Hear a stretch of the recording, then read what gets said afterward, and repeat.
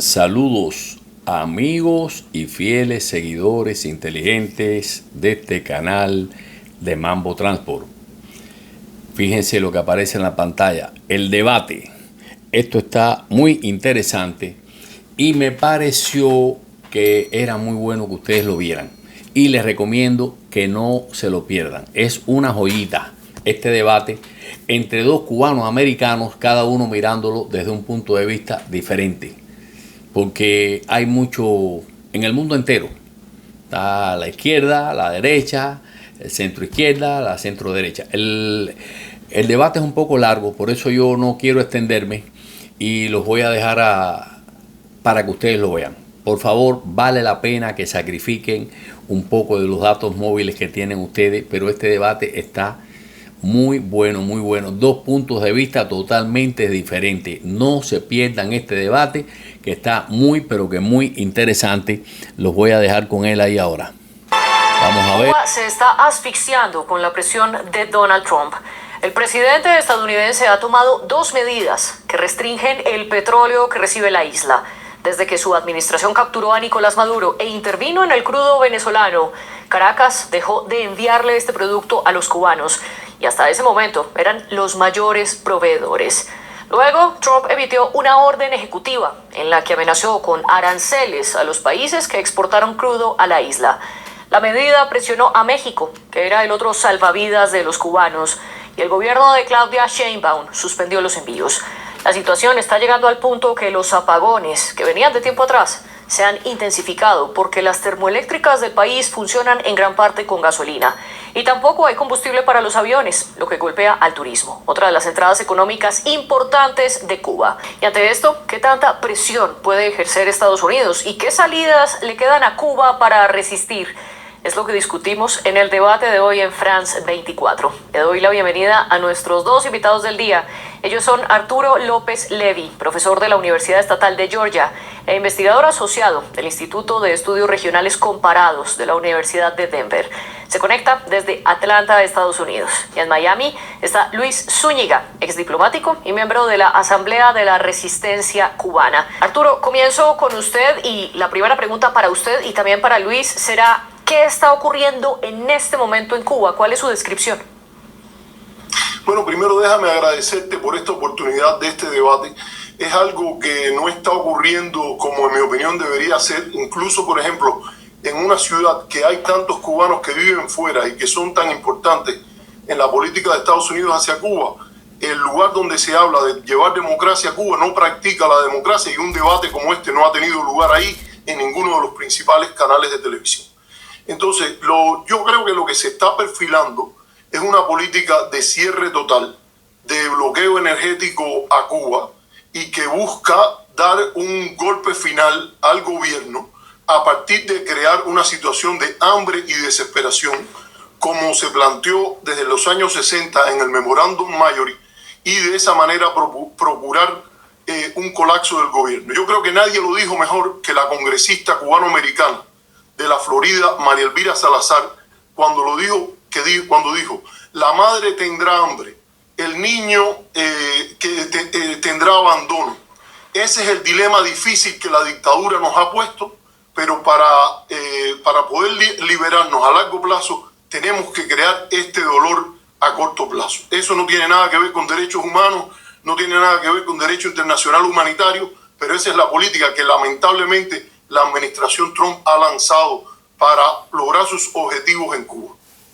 Y en línea con lo que usted está diciendo, el presidente estadounidense Donald Trump, después de la captura de Maduro, dijo estas palabras explícitas: Cuba está a punto de caer, es una nación que está muy cerca del colapso. Sin embargo, tanto él como el secretario de Estado, también cubano-americano, Marco Rubio, ha explicado que la administración Trump no pretende repetir en Cuba lo que hicieron en Venezuela. Luis, partiendo de estas declaraciones, ¿está intentando Estados Unidos ejercer un bloqueo energético, como lo explica Arturo, para que la isla pase hambre y desesperación?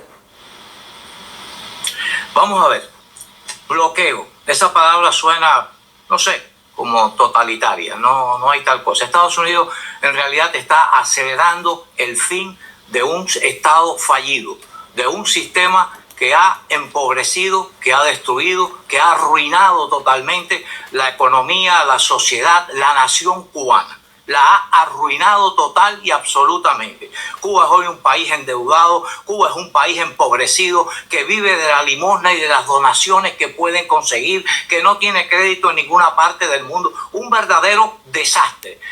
Como ustedes muy bien dijeron en la introducción, Cuba ha estado viviendo, antes de esta decisión del presidente de Estados Unidos, ya Cuba estaba viviendo 18 hasta 20 horas diarias de apagones, sin electricidad.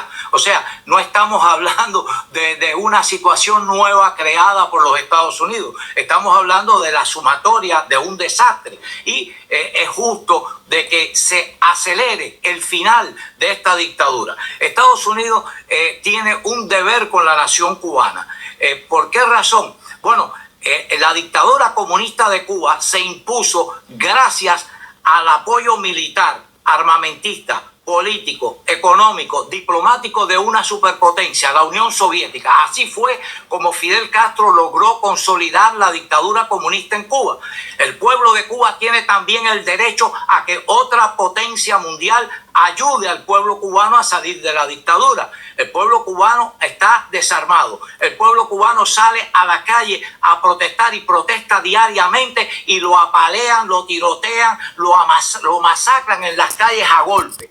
Esa es la realidad. Más de 1000 presos políticos. Entonces, el pueblo cubano está hastiado. Más del 20% de la población cubana ha tenido que marcharse de esa dictadura oprobiosa y abusiva que le ha quitado todos los derechos y libertades al pueblo de Cuba. Así que bendito el gobierno de Estados Unidos si ayuda a liberarse al pueblo cubano de esta opresión. Embargo petrolero formidable. Ya había 18 horas, que haya 24, ¿cuál es la diferencia? 4 horas o 5 horas más de electricidad no hace prácticamente diferencia. Lo que tiene que salir es de esta enfermedad, de este cáncer que tiene al pueblo de Cuba minado totalmente. Eso es lo que hace falta en el caso de Cuba. Solo quiero hacer un paréntesis para nuestra audiencia y es aclarar que ambos conocen de primera mano lo que ocurre en la isla, primero porque se dedican a estudiar de este tema y segundo porque ambos son cubano-estadounidenses. Arturo, ¿cuál es su respuesta frente a lo que plantea Luis, que es un deber de Estados Unidos intervenir en Cuba y que lo hace a favor de los ciudadanos?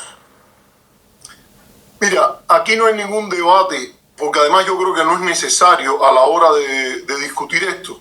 Si hay una situación en Cuba que esté en línea con la Declaración Universal de Derechos Humanos, porque yo voy a dar de entrada de que hay un espacio sustancial para mejorar los derechos humanos en Cuba. El tema fundamental que estamos discutiendo aquí es cuál es la competencia, cuál es la pertinencia de la política de los Estados Unidos para realizar esos objetivos que en abstracto el señor Zúñiga y otros plantean de que esto es para mejorar los derechos humanos, para traer la libertad al pueblo de Cuba, para lidiar un cáncer que está infiltrado en el pueblo de Cuba y los pretextos que están usados a este sentido. Es muy curioso de que toda esta política rompe con el componente hipocrático que se supone que tenga toda política de derechos humanos, que empieza por no hacer daño. ¿Qué clase de libertad está viniendo a Cuba por gente que dice, repito, como dijo la congresista Salazar, la madre va a tener hambre? O sea, la libertad que viene del hambre. El niño va a sentir el abandono. Es la libertad que viene del niño que va a ser abandonado. Pero ese es el dolor que tienen que asumirse. Y dice que vamos a sentir, y no es que lo van a asumir.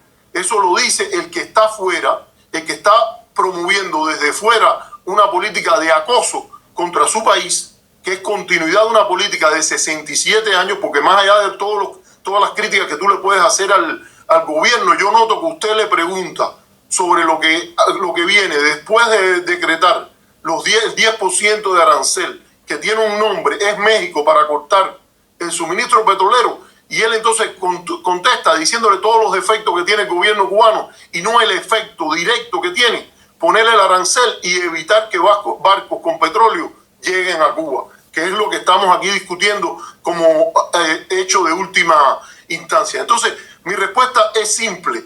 ¿Cómo se puede esperar una política de derechos humanos que empieza con tanto desprecio por la consideración humanitaria que tiene el derecho internacional, que pisotea el derecho internacional sin ningún tipo de recato, y que los propios abogados del Departamento de Estado, cuando esto empezó con la ley Helms-Burton, dijeron que esa ley era un problema porque despreciaba la soberanía no solo de Cuba, sino de terceros países? Imagínese usted qué podemos esperar de una ley que viene bajo el nombre de Jesse Helms, que fue el racista más consumado en el Congreso norteamericano por muchos años, opuesto a cualquier programa de reconciliación nacional, de homenaje a Martin Luther King. Incluso veía el régimen segregacionista de África del Sur como su modelo.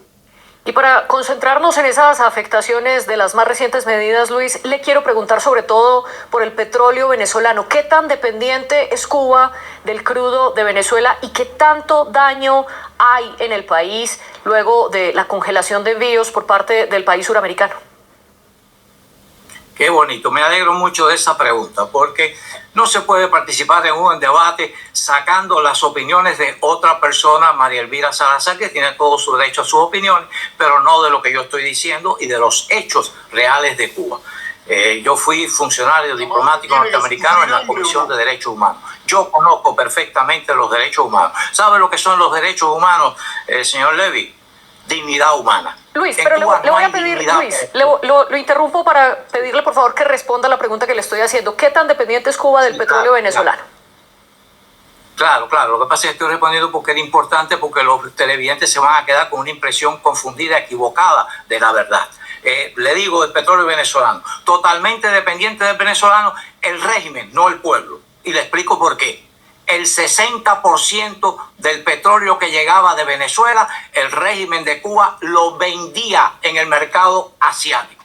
Incluso el último barco que paró Estados Unidos ahí en el Caribe, cuando puso la marina de guerra alrededor de la costa caribeña de Colombia, de Venezuela, fue exactamente ese barco que ya iba rumbo a Cuba y que ya Cuba Metales, la empresa naviera del régimen de la dictadura de Cuba, ya te lo tenía vendido completo el barco. En el momento en que en Cuba hay 18 horas sin electricidad, ese barco de petróleo ya estaba vendido en el mercado asiático, en los bloques asiáticos. ¿Qué le quiere decir esto? Que para el régimen, para la dictadura comunista, el pueblo de Cuba no es ninguna prioridad. La prioridad es el mantenimiento del poder, y esto es fundamental a entenderse. El pueblo de Cuba no es ninguna prioridad. Y la evidencia está muy clara. Búsquense lo que investigó el periódico Miami Herald, que no es nada de derecha, ningún amigo del exilio cubano, ni de cosas por el estilo.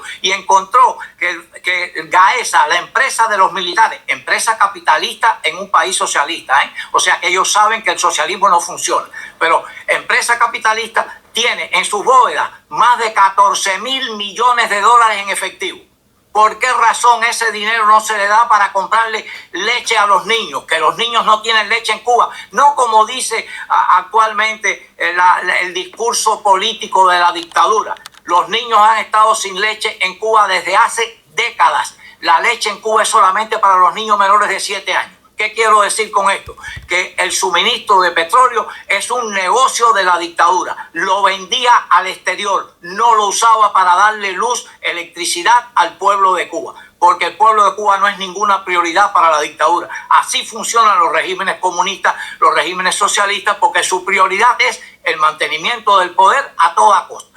Aquí quiero explicar algo que usted mencionaba. Gaesa es el grupo de administración empresarial, que es un conglomerado militar que maneja gran parte del turismo y además alrededor de la mitad de la economía de Cuba. Y el año pasado Trump incluyó a Gaesa en la lista restringida de Estados Unidos, lo que prohíbe las transacciones financieras directas con este grupo. Es decir, esta medida reciente de la orden ejecutiva no es la única que ha tomado Donald Trump en contra de la economía cubana o que la afecta. Pero Arturo, quiero preguntarle sobre eso que dice Luis, que Cuba sí es dependiente del petróleo venezolano, pero que gran parte de él lo vendía también para poder tener dinero. ¿Qué opina usted de esto y también qué tan dependiente es Cuba del crudo venezolano y cómo lo afecta tras la llegada de Trump al país?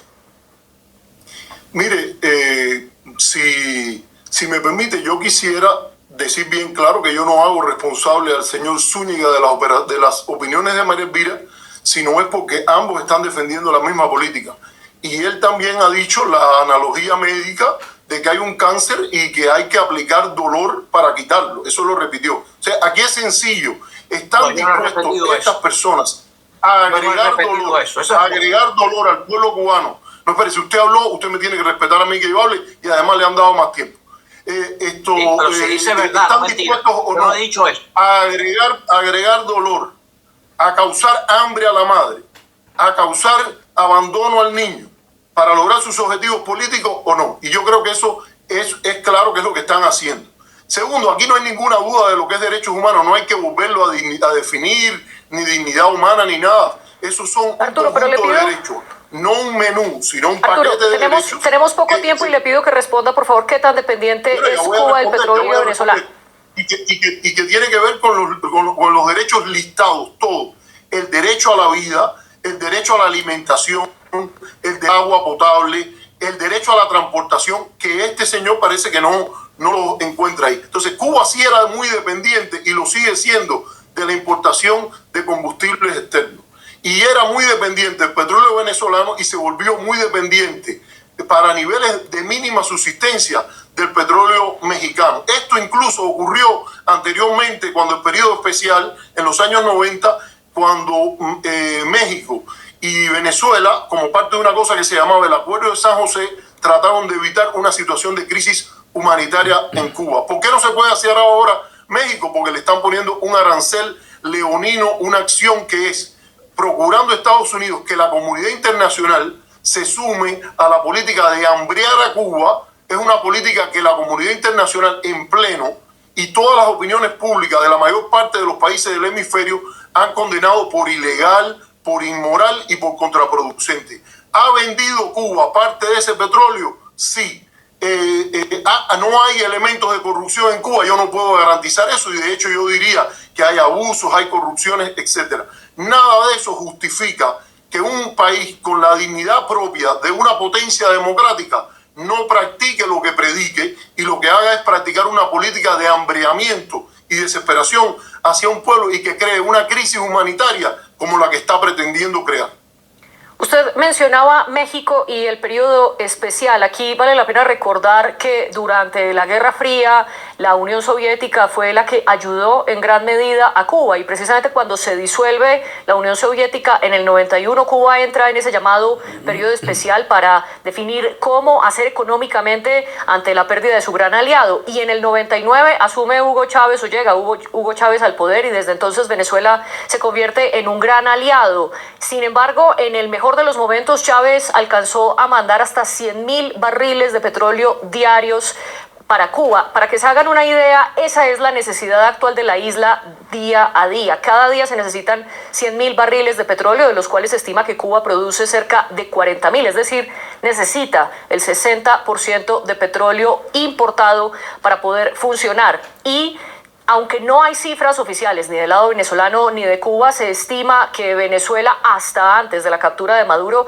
estaba enviando entre 20 y 30,000 barriles diarios, una cifra que duplica la que enviaba México, alrededor de 12,000, 15,000 barriles. Sin embargo, era su otro gran aliado y Sheinbaum cambió la postura y suspendió los envíos de crudo luego de la amenaza de aranceles de Donald Trump. Luis, ante este panorama, quedándose sin el crudo de Venezuela y quedándose sin el crudo de México, ¿qué opciones le quedan a Cuba entonces para poder tener el crudo que necesita para funcionar especialmente en sus termoeléctricas? Mira, esencialmente las termoeléctricas están todas desbaratadas porque son tecnologías soviéticas que no existe ya. La única planta termoeléctrica de Cuba que no es tecnología soviética del campo, como antiguo campo socialista, es la termoeléctrica de Matanzas, La Guitera. y ya está paralizada porque también está rota. No hay pieza de repuesto para nada. El país está arruinado económicamente porque el régimen socialista de Cuba ha arruinado totalmente a Cuba, la ha endeudado, no tiene crédito en ninguna parte. Imagínate que la cifra, invito a los televidentes a que lo vean para que sea independiente de las opiniones que se puedan vertir aquí, porque hay discurso de una parte y realidad de la otra. El 88% de la población de Cuba vive bajo extrema pobreza. 88%, Banco Mundial y Organización de las Naciones Unidas. Cuba vive a base de donaciones de alimentos en los últimos años porque no tienen crédito en ninguna parte. Han endeudado a la nación cubana. ¿Dónde están los miles de millones de dólares que han pedido de crédito al mundo entero? ¿Dónde están? Porque la infraestructura de Cuba está destruida. Ahí lo ven, todas las termoeléctricas son las mismas de hace 60, 65 y 70 años. Toda la infraestructura, carreteras están destruidas. La carretera principal de Cuba fue la que se construyó en 1933. Así que imagínense lo destruida que está Cuba, las calles llenas de bañadas, la basura en las calles sin poderse recoger. Este señor está hablando de matar de hambre. No, el pueblo de Cuba vive en hambre desde hace décadas. Una tarjeta de racionamiento que raciona todo, la comida, los vegetales, la fruta, las viandas, todo, leche quitada, no existe. El pueblo de Cuba ha pasado décadas sin poder comer carne de res. El ingreso de los cubanos es el más pobre de toda América Latina, posiblemente casi igual que el de Haití. O sea, estamos hablando de un país arruinado, destruido. Esto no tiene nombre en la historia. Matar de pobreza, no, el que ha empobrecido, el que tiene matado de hambre al pueblo de Cuba es la dictadura comunista, que busca justificaciones para generar lástima en el mundo entero. Y esto hay que acabarlo, esto hay que terminarlo. Y el gobierno de Estados Unidos se ha dado cuenta de la angustia, de la desesperación del pueblo de Cuba, que lo masacran cada vez que sale a la calle a protestar. Lo han tiroteado, lo han apaleado, lo han encarcelado. Óigame, en Cuba este señor habla de respeto a la vida, si lo que ha hecho Fidel Castro toda su vida ha sido fusilar, la época del terror, después la época del miedo y ahora finalmente la época de la sumisión. Esos son los 3 pasos del socialismo y tienen al pueblo sometido. Esto es lo que pregúntele a cualquier cubano. Ustedes tienen oportunidad de hablar con Cuba, tienen un reportero en Cuba, dígale que le diga, que le pregunte al pueblo de Cuba cómo vive para que usted vea. No es vida lo que tiene el pueblo de Cuba. Y este señor está hablando de derechos humanos. Por Dios, dignidad humana es derecho humano. Los cubanos jamás han podido elegir a nadie. Fidel Castro, su hermano, se han pasado el poder como una monarquía de mano a mano. El pueblo de Cuba no se permite ninguna ideología política, ninguna asociación política, no se permiten organizaciones no gubernamentales. ¿De qué derecho está hablando este señor? No, en Cuba no hay elecciones, en Cuba hay votaciones, vota por los que escoge, los candidatos que escoge el Partido Comunista para que voten por ellos nada más. Eso es una votación, eso no es ninguna elección. El pueblo de Cuba no tiene el derecho a entrar y salir a su país. El pueblo cubano no tiene derecho a expresarse públicamente, ni siquiera en las redes sociales. Búsquelo para que usted vea que le ponen hasta 10 años de condena por publicar algo en contra del régimen en los medios sociales. ¿De qué está hablando? ¿De qué derecho humano está hablando? ¿De qué dignidad está hablando este señor en Cuba? Por Dios. Y volviendo a ese tema que estábamos conversando, Arturo, quiero preguntarle sobre algo que dice Luis, y es: esto no es responsabilidad de Estados Unidos, la crisis viene de tiempo atrás, la crisis energética, los apagones comenzaron desde incluso 2024 o antes, cuando Trump ni siquiera estaba en el poder. Ante este panorama, entonces, ¿qué le responde usted a Luis, que responsabiliza al gobierno cubano? Y 2, ¿qué salidas le quedan entonces a la isla sin el petróleo venezolano, sin el petróleo mexicano y cada vez con más embargos? Bueno, yo creo que lo primero que hay que decir es que desde 1960 se adoptó la política de sanciones y aquí no estamos discutiendo, yo repito esto, yo no fui invitado a un debate sobre si el gobierno cubano tiene un récord perfecto, bueno, regular o malo en materia de derechos humanos. Estamos discutiendo sobre las políticas que están siendo adoptadas ahora, en este momento, si están en línea o no con las doctrinas y con los principios de la Ley Internacional de Derechos Humanos. Y el punto mío, que es claro, y que este señor no se atreve a atender, es que una política que le desee hambre a la madre, abandono al niño, dolor para resolver a futuro. Violar los derechos humanos hoy para que mañana llegue la dignidad. Eso es una entelequia que no tiene nada que ver con los que pensaron el modelo de la Declaración de Derechos Humanos. Ahora, ¿qué es lo que usted tiene? Usted tiene toda la razón, y yo creo que todos los datos que usted ha dado, por ejemplo, sobre las entregas de petróleo y sobre el hecho de que los apagones habían empezado antes, son correctos, como el reportaje que se recibió desde La Habana. ¿Por qué había empezado esto desde antes? Primero, porque hubo una pandemia. Segundo, porque ya desde la época de la primera administración de Trump se agregaron 245 medidas a una política que además lo dice bien claro. Yo creo que los hechos, usted tiene derecho a sus interpretaciones, pero no a sus hechos. El memorándum Marjorie lo dice bien claro. Para provocar una rebelión en Cuba debemos crear hambre y desesperación como forma de crear inestabilidad y caos. Esto es un hecho. Eso está en un documento que gracias a las virtudes de la democracia norteamericana, que a veces, debido a grupos de exiliados de extrema derecha, no se eleva al propio paradigma que plantea, pero esa democracia desclasifica documentos. Y en esos documentos encontramos eso. Y esas 240 medidas fueron apenas tocadas un poquitico por la administración Biden, y todo eso estaba presente ahí. Y por eso es, como usted lo ha indicado, que se ha producido una caída enorme del turismo a Cuba, porque a Cuba lo han incluido en una lista que no merece estar, que es la lista de países patrocinadores del terrorismo. Esta gente dice, por ejemplo, que en Cuba hay bases de Hezbollah, de Hamas, de China y de Rusia. ¿Dónde específicamente están esas bases? ¿Cuál sería el propósito de Hezbollah o Hamas de tener una base en Cuba? Eso no tiene sentido, pero es como en una película de los hermanos Marx, se abren el chaleco y empiezan a sacar destornilladores, refrigeradores, lo que sea, con tal de justificar una política que es, desde el punto de vista de los derechos humanos, de la búsqueda de libertades, indefendible. Hambre para la madre y abandono para el niño. Yo creo que no hay que decir más nada que eso.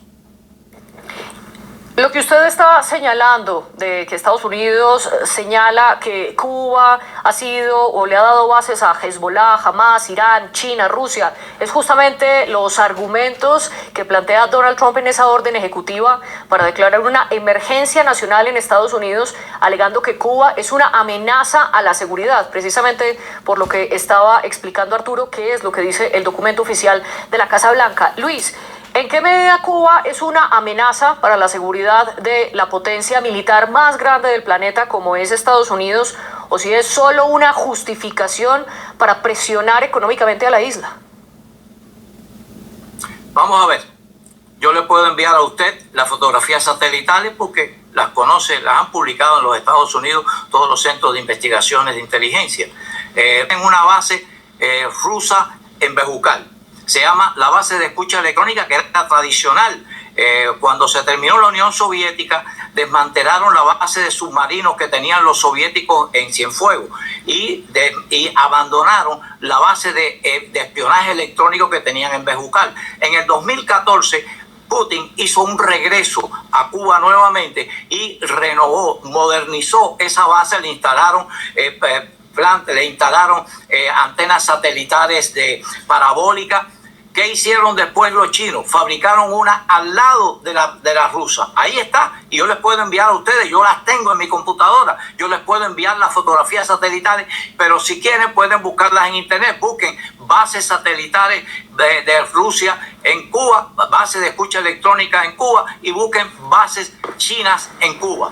En las bases chinas, ¿dónde están? Yo se lo voy a decir. Una en Bejucal al lado de la base rusa.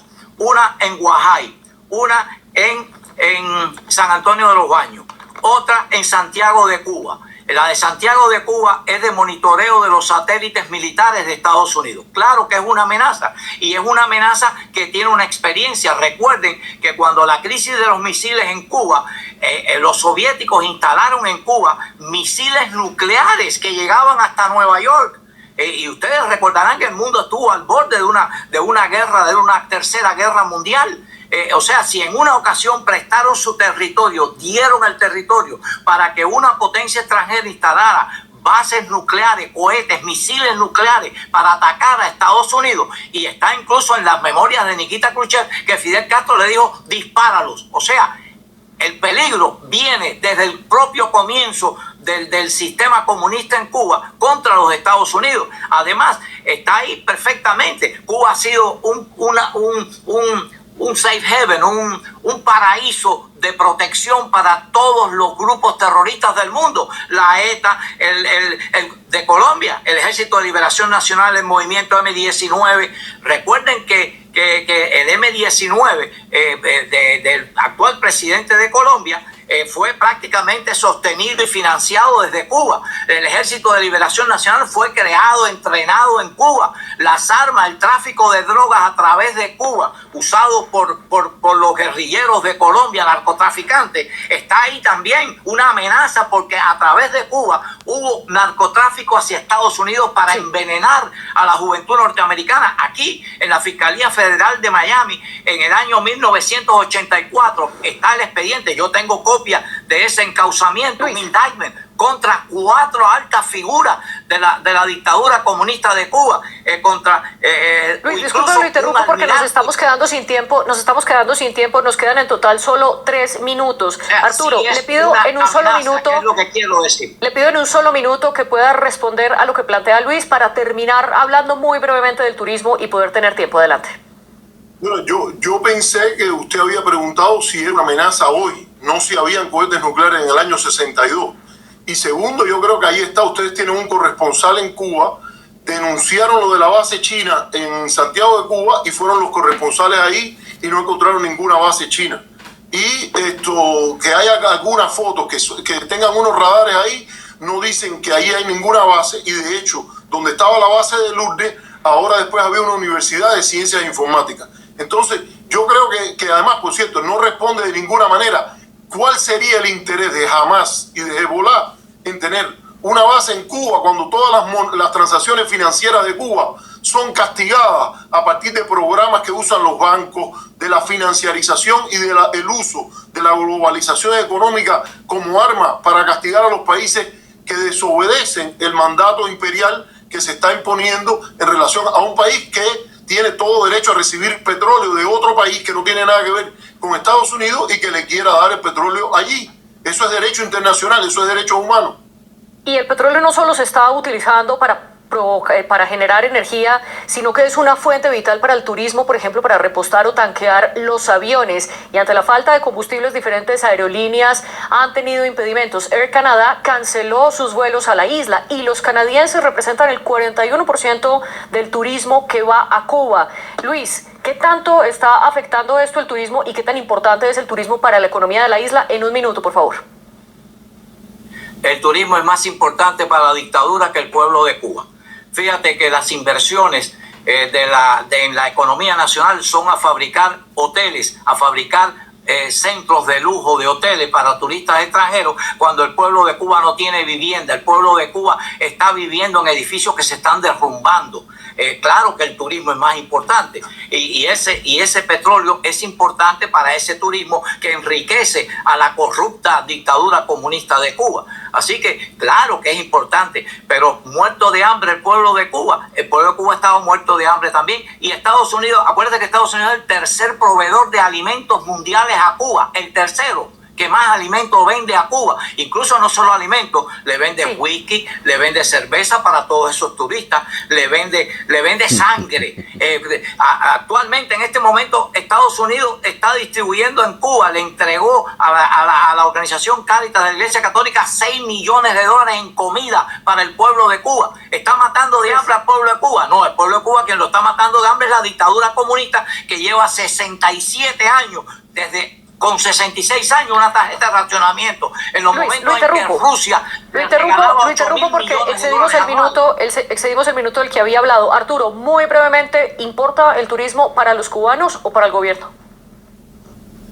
Mira, el turismo importa para los cubanos también, importa para el gobierno, ahí no hay ninguna dicotomía. Importa para el gobierno e importa para los cubanos. Hay miles de bed and breakfast, de casas de hospedaje que funcionan desde el sector privado.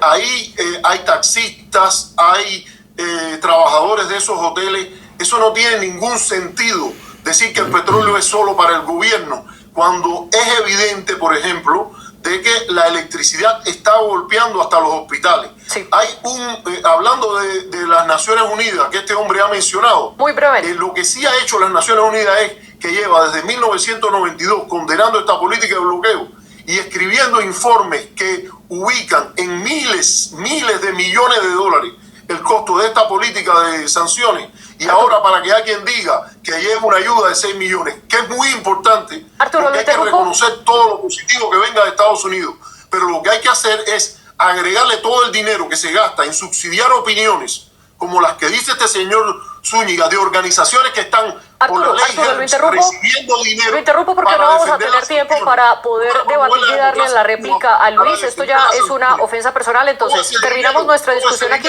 Arturo, le pido por favor, Arturo y Luis, les agradezco por presentar sus argumentos con altura aquí en esta mesa del debate de France 24 y a ustedes por vernos. Bueno, pues el debate de altura, un debate de altura entre López Levy y Luis Zúñiga, dos cubanos americanos que yo los invito. Yo tengo mi opinión muy personal, por el cual me inclino. No sé, creo que lo voy a decir. Yo comparto más es que Luis Zúñiga es un gran, es un hombre de mucha experiencia, fue un preso político que conoce muy bien la realidad del pueblo cubano. No es que López Levy, pero López Levy lo mira desde otro punto de vista. Yo comparto, y lo digo así abiertamente, la opinión de Luis Zúñiga. Creo que Luis Zúñiga llevó la delantera en este debate. Siéntanse ustedes libres de dar su opinión. Me gustaría escuchar la opinión de ustedes. Yo no voy a comentar más nada porque pudiera entrar a hablar de la cantidad de donaciones que recibió Cuba por años. Yo creo que es el país de Latinoamérica que ha vivido de donaciones en donaciones, y que en su momento, cuando pudo haber avanzado la economía, se metió en guerras en el África. Cuando tenía el subsidio de la Unión Soviética, mandaba de carne de cañón al cubano a la guerra del África, de Angola, de Etiopía, Namibia, todos esos países. Entonces yo, sin más comentarios, los invito a que se suscriban al canal si no lo han hecho, que sigan esta campanita y por favor den su comentario. El cambio en Cuba viene de una forma o de otra. Mente positiva, señores. Mente positiva. El cambio de Cuba viene y viene muy pronto. Viene muy pronto porque en estos momentos Estados Unidos lo que está es previendo una hambruna que ya está, para suerte, que algo que a mí me dolía mucho es que no se hablaba de Cuba en el mundo. Yo veía que los cubanos estaban, menos mal que este presidente, este gobierno norteamericano ha tomado cartas en el asunto, porque si no, ya están muriendo cubanos en las calles.